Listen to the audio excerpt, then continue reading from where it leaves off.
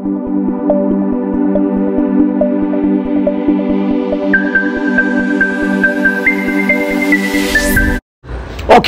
welcome again to the channel. This is SunsetDroneGh. Guys, we all know that when it comes to Easter in Ghana, it is all about Kwahu.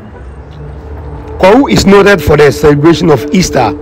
Every year, people from here and all over Ghana gather here to celebrate the occasion in a very grand style. Today, SunsetDroneGh, we are here to show you amazing and beautiful area footage of the area and how the occasion is going. Obomeng is the center of all the activities which are going on here, while Atibie is the place for the paragliding. As we speak, we also have the president of the republic also here at Kwahu, enjoying the beautiful serene atmosphere cropped with the Easter ceremony. Please, if you are watching us now and you have not subscribed to the channel, please do well to subscribe to the channel by clicking on the red subscribe button. Wait for some few minutes, you will see a notification bell. Click on it and select all to get notified anytime we post our videos.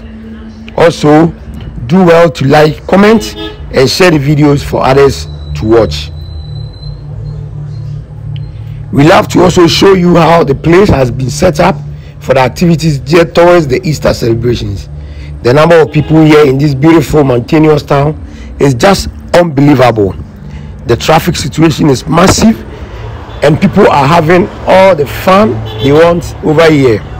As we have always said, we are going to show you quality and educative content all the time, so please keep following the channel.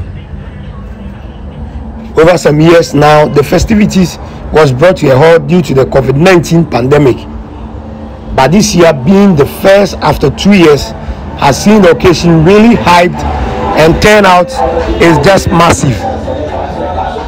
People from all walks of life can be seen here. Those from Europe, America and all parts of the world can be seen enjoying this beautiful town and the activities going on here. If you are not here, then now know you have missed a lot.